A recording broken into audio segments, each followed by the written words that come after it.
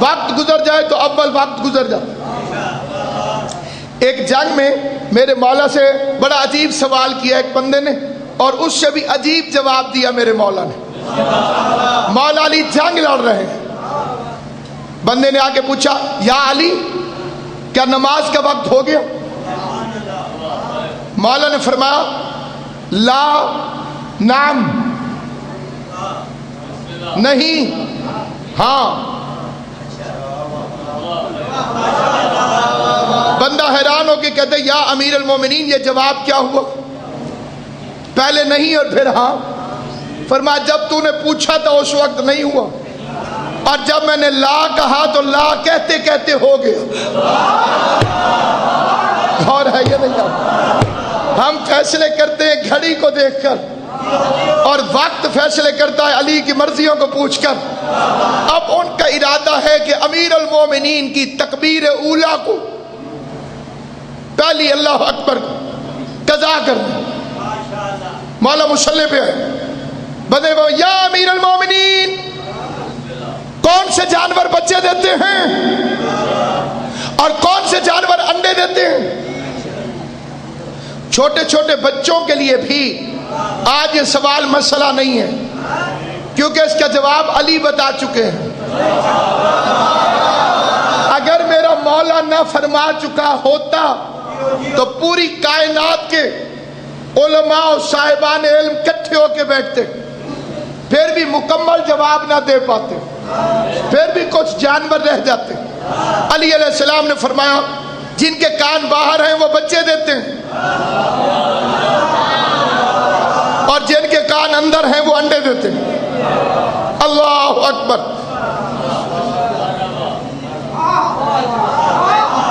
علی نماز پڑھتے رہے، بندے سوچتے رہے جی وہ بھی ٹھیک ہے، اس کے بھی کان باہر ہیں وہ بچے دیتا ہے، اس کے بھی کان باہر ہیں وہ بچے دیتا ہے، جن کے کان اندر ہیں وہ انڈے دیتے ہیں۔ علی نے نماز ختم کی، ایک بندہ لیٹ پہنچا تھا، منصوبے میں شامل ہوا، سازش کا شریک تھا، پہنچا لیٹ تھا، اسے یہ پتہ نہیں چلا کہ سوال ہو چکا ہے۔ اسے پھر وہی سوال پوچھ رہی ہے یا علی کون سے جانور بچے دیتے ہیں اور کون سے جانور انڈے دیتے ہیں؟ علی علیہ السلام نے دیکھا سوال پرانا ہے، سائل نیا ہے، اور علی نئے سائل کو پرانی خیرات نہیں دیتا۔ علی چاہتا تو فرما دیتا کہ میں نے جواب دیا ہے، ان بندوں سے پوچھ لو۔ علی چاہتے تو وہی پہلے والا جواب دہرا دیتے۔ علی نے دیکھا منگتا نیا ہے، خیرات تبدیل کر دو۔ علی نے فرمایا جو اپنے بچوں کو دودھ پلاتے ہیں وہ بچے دیتے ہیں، اور جو دانہ چگواتے ہیں وہ انڈے دیتے ہیں۔ توجہ ہے یا نہیں ہے آپ بتاؤ؟ جس بندے کو میری بات سمجھ آتی جائے میرے ساتھ بولتا جائے، ذہنوں میں محفوظ کرتا جائے۔ علی علیہ السلام نے فرمایا جو اپنے بچوں کو دودھ پلاتے ہیں وہ بچے دیتے ہیں، جو دانہ چگواتے ہیں وہ انڈے دیتے ہیں۔ بندہ حیران ہو گیا، یا تیسرا بندہ کھڑا ہو گیا، یا علی کون سے جانور بچے دیتے ہیں، کون سے جانور انڈے دیتے ہیں؟ سوال پھر پرانا تھا، سائل پھر نیا تھا۔ علی نے پھر خیرات تبدیل فرما دی، فرمایا جو اپنی غذا کو چبا کے کھاتے ہیں وہ بچے دیتے ہیں۔ بندہ بولے گا وہی جس کی آواز اللہ اور علی کو اچھی محسوس ہوتی، جو اپنی غذا کو چبا کے کھاتے ہیں وہ بچے دیتے ہیں، جو اپنی غذا کو نگل کے کھاتے ہیں وہ انڈے دیتے ہیں۔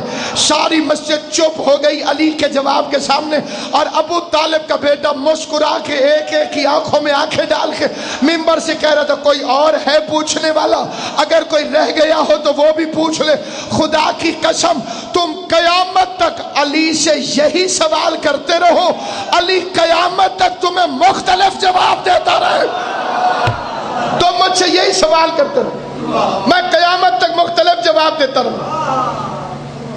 ایک شخص ہے جس کا نام ہے ایڈورڈ کلارڈ، وہ کہتا ہے کہ میں نے مسلمانوں کے امام علی کا یہ فکرہ سنا، کیونکہ اس کا تعلق صرف مذہب سے نہیں تھا، پوری دنیا سے تھا۔ اس نے کہا کہ میں نے اس حدیث پر تحقیق کی، تحقیق کے اندر پہلی تحقیق یہ کی کہ علی کوئی سیاح تو نہیں تھا، گھومنے پھرنے والا انسان، دنیا کی سیر کرتا رہتا ہو، اور تجربے کی بنیاد پر کہہ دیا ہو۔ اس نے کہا کہ جب میں نے تحقیق کی تو پتہ چلا کہ علی جزیرہ نما عرب سے باہر آئے ہی نہیں۔ ایسا نہیں ہوا کہ جزیرہ نما عرب سے علی باہر آئے ہو، تو جو جزیرہ نما عرب سے بھی بظاہر باہر نہ آیا ہو تو سیاح نہیں تھا۔ اس کا پھر میں نے دوسری بات یہ پتہ کی کہ علی علیہ السلام کے زمانے میں امریکہ دریافت ہی نہیں ہوا تھا۔ آپ کی تائید چاہیے، جس زمانے میں میرے مولا نے یہ دعویٰ فرمایا تھا اس وقت دنیا کے نقشے پر امریکہ نہیں تھا، تو کولمبس نے 200 سال پہلے اسے دریافت کیا۔ ابھی افریقہ بھی آباد نہیں تھا، آسٹریلیا بھی آباد نہیں تھا، اور میرے مولا نے دنیا کے ہر کونے کی گارنٹی دی۔ اس نے کہا میں نکل پڑا اور میں نے الیکٹرانک چھاننیوں کے ذریعے افریقہ کے جنگلوں میں ریت کو چھانا کہ کوئی چھوٹا سا کیڑا مل جائے جو علی کے کسی اصول کے خلاف ہو۔ اس نے کہا پھر میں سمندروں میں غوطہ خوروں کے پاس گیا کہ کوئی سمندر کی دنیا میں ایسی چیز مل جائے جو علی کے کلیے کے خلاف ہو۔ وہ کہتا 3 سال کی تحقیق کے بعد جب میں نے معمولی سے معمولی کیڑے کو بھی علی کے فرمان کے خلاف نہ دیکھا تو اب میرا قلم لکھنے پر مجبور ہے کہ ابو طالب کے بیٹے علی نے کوفے کے منبر پر بیٹھ کر قیامت تک پوری دنیا کی گارنٹی دے کر اتنے یقین سے جو بات کہی، نہ اسے علم جھٹلا سکا، نہ اسے مشاہدہ جھٹلا سکا، نہ اسے یقین جھٹلا سکا۔ آج 1400 سال کے بعد بھی علی کا کہنا اتنا ہی سچ ہے جتنا 1400 سال پہلے۔ تو وہ کہتا ہے میں یہ کہنے پہ مجبور ہوں کہ یا کائنات علی کے سامنے بنتی رہی ہے یا کائنات علی اپنے ہاتھوں سے بناتا رہا۔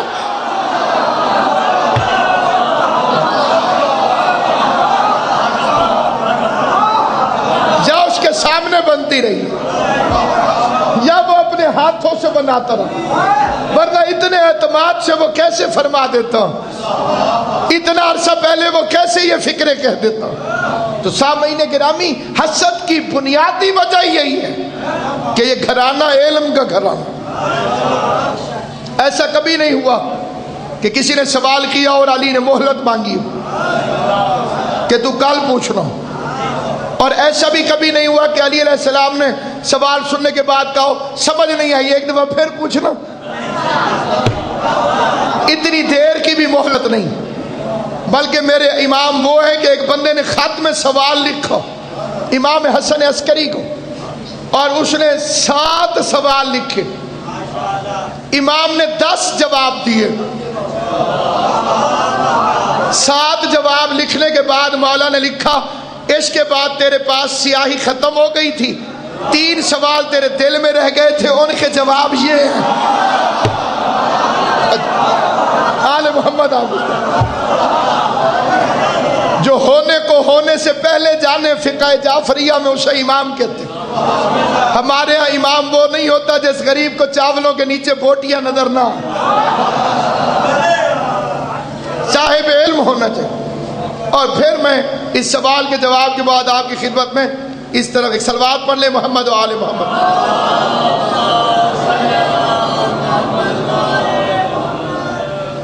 دیکھیں جی، انہوں نے فرمایا کہ ایک شخص 2 سال بیماری کی وجہ سے روزے نہ رکھ سکا، عمر زیادہ ہونے کی وجہ سے روزہ رکھ نہیں سکتا، اس کی قضا کیا ہے؟ سب سے پہلی بات تو یہ ہے کہ عمر کی ایک حد ہے، اور وہ حد بچپن سے بھی ہے، اور اس کے اندر فقہ نے مرد اور عورت کے لیے علیحدہ علیحدہ عمریں بتائی ہیں۔ مذہب اہل بیت کے نزدیک جب بیٹی 9 سال کی ہو جائے، اور 1-2 اور علامات ہیں جو آپ فقہ کی کتابوں سے ان کو دیکھ سکتے ہیں، اس پر روزہ اور نماز واجب ہو جاتے ہیں۔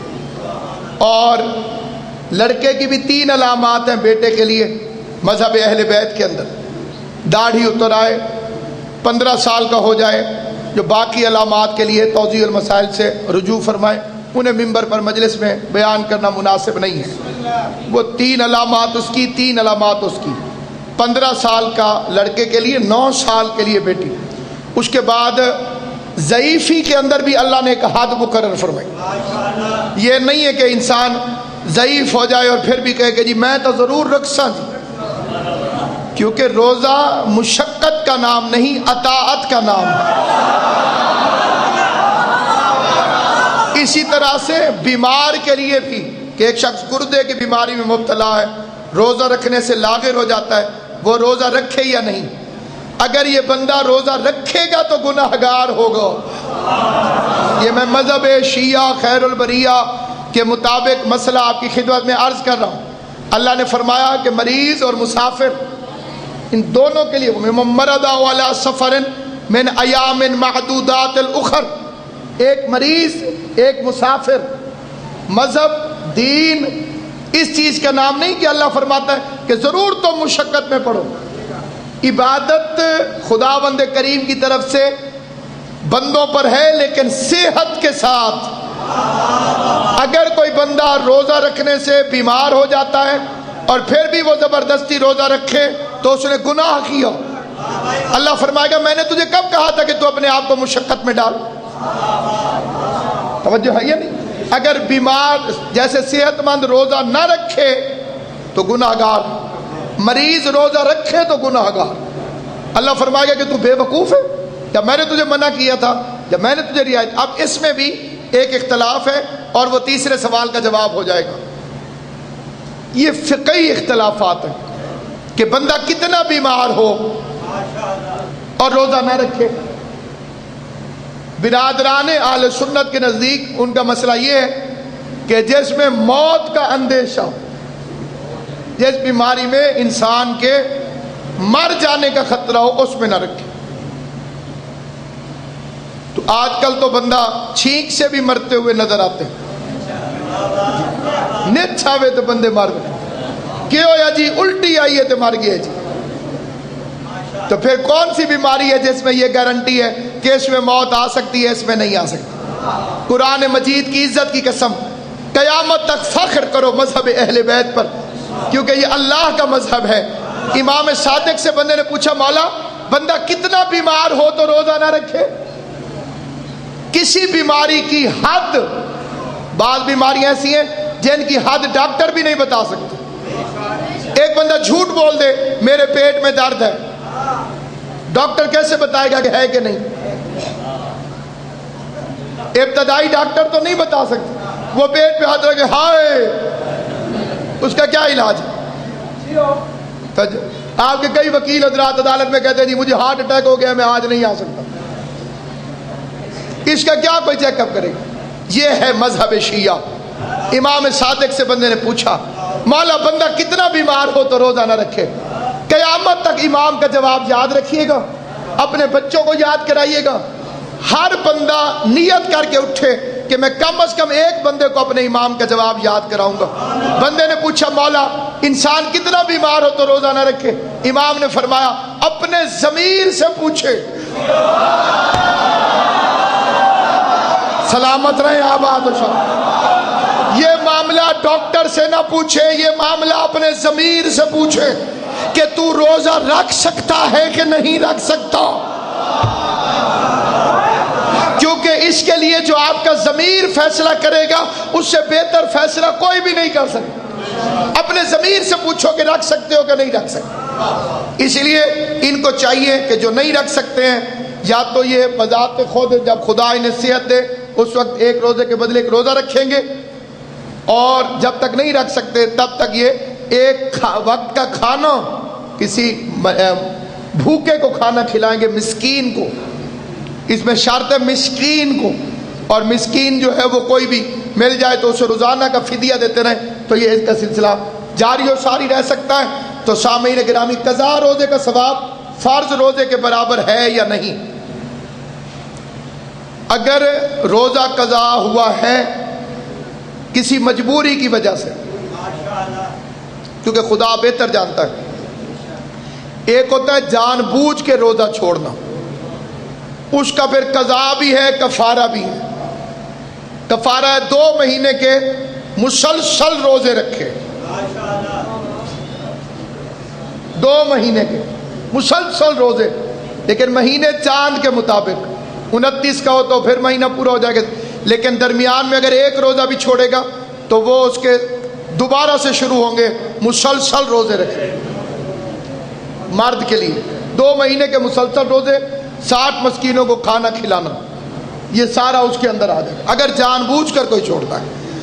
اور اگر حرام کی وجہ سے چھوڑتا ہے تو پھر یہ اس سے بھی زیادہ اس کو پلنٹی دینی پڑے گی، لیکن اگر وہ سفر کی وجہ سے چھوڑتا ہے، بیماری کی وجہ سے چھوڑتا ہے، پھر ایک کے بدلے ایک رکھے گا، اس کا واجب ادا ہو جائے گا، لیکن ثواب کے بارے میں اختیار خدا کو ہے، کیونکہ امام جعفر الصادق کی حدیث ہے کہ اگر کوئی بندہ جان بوجھ کر یا کسی مجبوری سے ماہ رمضان کا روزہ چھوڑ دے تو اس کے بدلے ساری زندگی بھی پھر قیامت تک روزے رکھتا رہے تو وہ برکت حاصل نہیں کر سکتا جو ماہ رمضان کے روزے کے چھوڑنے کی وجہ سے، کیونکہ اللہ نے جو اس مہینے کو عزت، مقام، عظمت عطا فرمائی ہے، اس کے مقابلے پر اس کی برابری میں پھر کوئی اور مہینہ نہیں آ سکتا۔